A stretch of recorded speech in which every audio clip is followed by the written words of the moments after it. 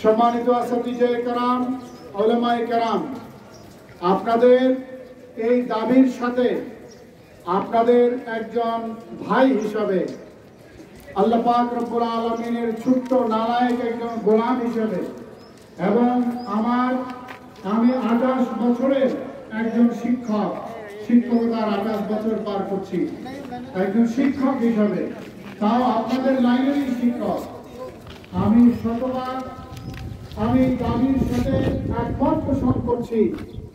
এর কষ্ট, এর মর্ম বেদনা আমি হাড়ে হাড়ে টের পাচ্ছি।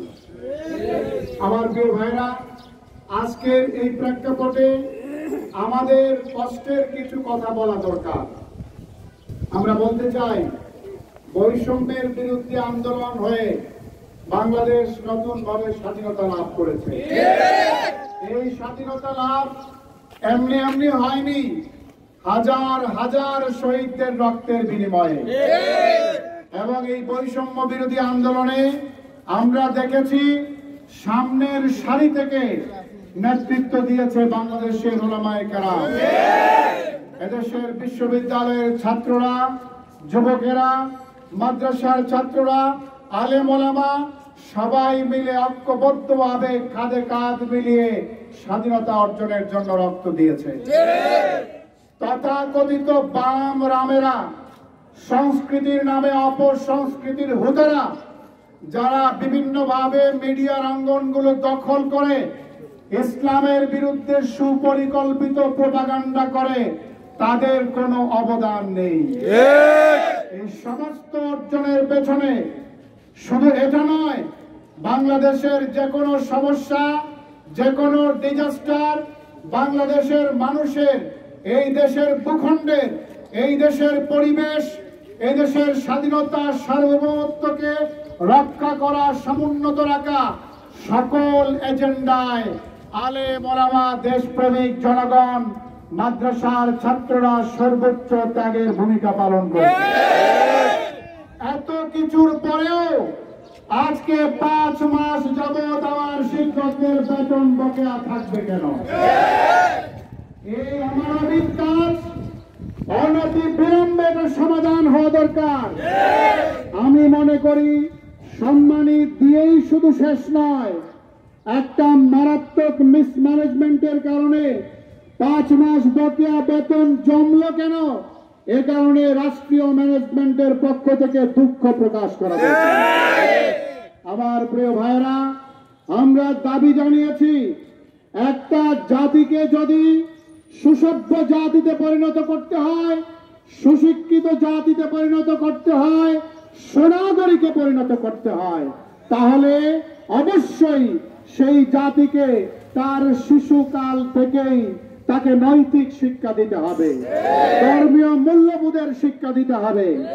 এরকম শিকড়ের মধ্যে যে কাজ, সেই শিকড়ের কাজটা যারা করেন তারা হচ্ছেন আজকের এই চত্বরে, এই কাঠ ফাটা রোদ্দুরে দাঁড়িয়ে নিজেদের কষ্টের কথা দাবি করার জন্য যারা আজকে এখানে সমবেত হয়েছেন, তারা এই কাজটা করে থাকেন।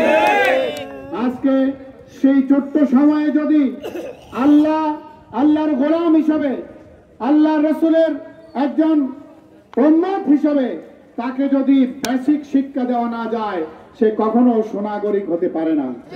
এই গুরুত্বপূর্ণ কাজটি যারা করেন, তাদের স্কেল কেন 4, 5, 6 হাজারের মধ্যে থাকবে?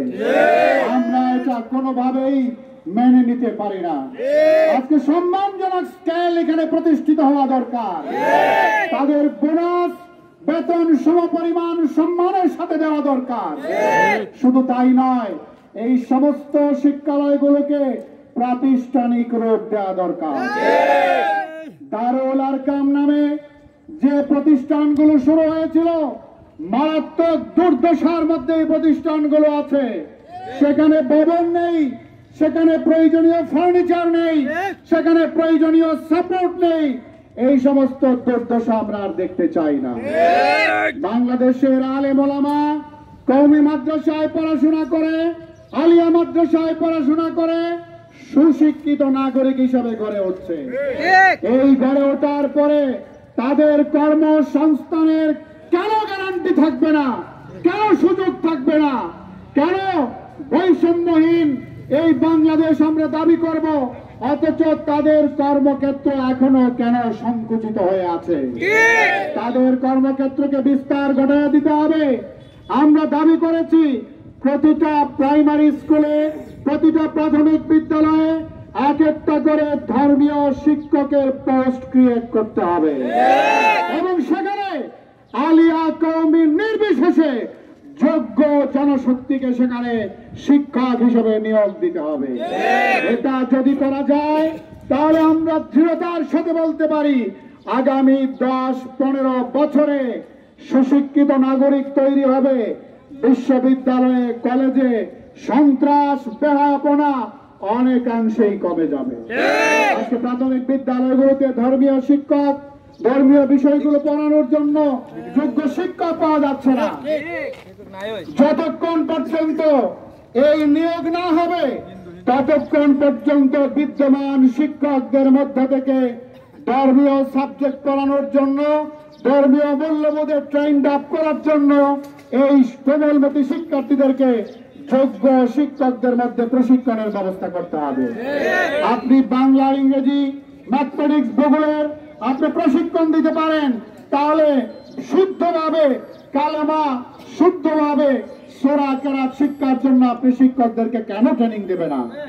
বাংলাদেশের 90% মুসলমানের এই বাংলাদেশে আমাদের এই ধর্মীয় যে ভোটটুকু, যে দাবিটুকু, সেগুলো কেন প্রতিষ্ঠিত হবে না? সম্মানিত ভাইরা, আজকে আমরা অত্যন্ত দৃঢ়তার সাথে বলতে চাই, আলেম ওলামার যে দাবি নিয়ে তারা মাঠে নেমেছেন, এই ধর্ম মন্ত্রণালয়ের সম্মানিত উপদেষ্টা এবং এই ইসলামিক ফাউন্ডেশনের ডিজি থেকে শুরু করে সর্বপর্যায়ে যে সমস্ত দায়িত্বশীলরা আছেন, এই মন্ত্রণালয়, এই অধিদপ্তর পরিচালনা করছেন এবং লোকাল প্রশাসন হিসাবে জনগণের দোরগোড়ায় যে পাবলিক অ্যাডমিনিস্ট্রেশন কাজ করে, সেই ইউএনও এবং ডিসি মহোদয়দের মাধ্যমে আমরা বলতে চাই অনতি বিলম্বে আমাদের দাবিগুলোকে আপনারা প্রতিষ্ঠিত করুন।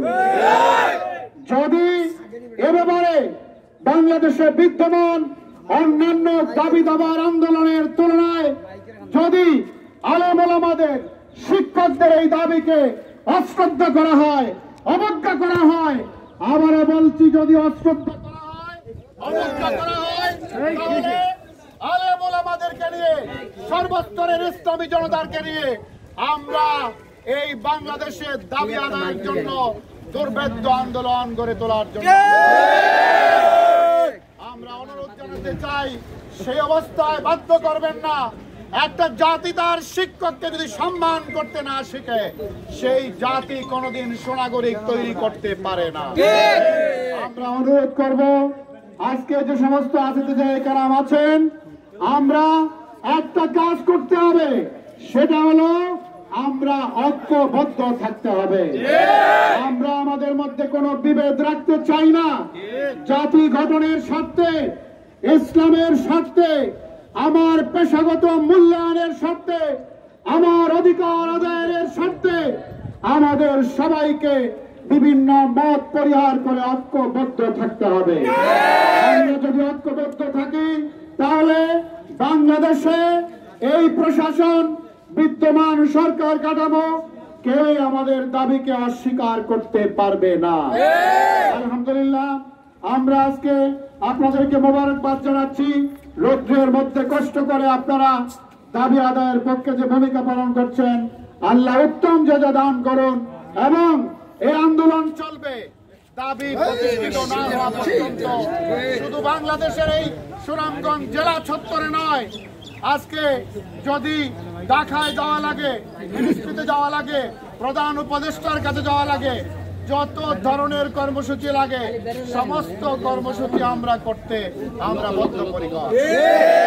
আপনাদের সবাইকে মোবারকবাদ জানাচ্ছি, আল্লাহ পাকের কাছে উত্তম জাযা কামনা করছি এবং আমরা যে সমস্ত কথাগুলো বললাম, একটা জাতি গঠনের জন্য একটা নৈতিকভাবে বলিয়ান একটা প্রজন্ম গড়ে তোলার জন্য, সর্বস্তরের মানুষকে সোনাগরিক হিসেবে গড়ে তোলার জন্য যে সমস্ত দাবিগুলোর কথা আমরা বলেছি, সেই দাবিগুলো প্রতিষ্ঠার জন্য সরকারের কাছে জোর দাবি জানিয়ে আপনাদেরকে মোবারকবাদ জানিয়ে আমার কথা এখানে শেষ করছি।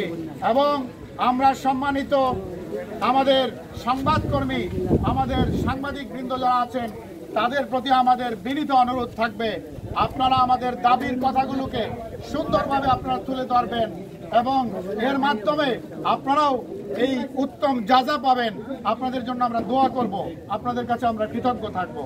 আপনাদের সবাইকে মোবারকবাদ জানিয়ে আমার কথা এখানে শেষ করছি। আসসালামু আলাইকুম ওয়া রাহমাতুল্লাহি ওয়া বারাকাতুহু।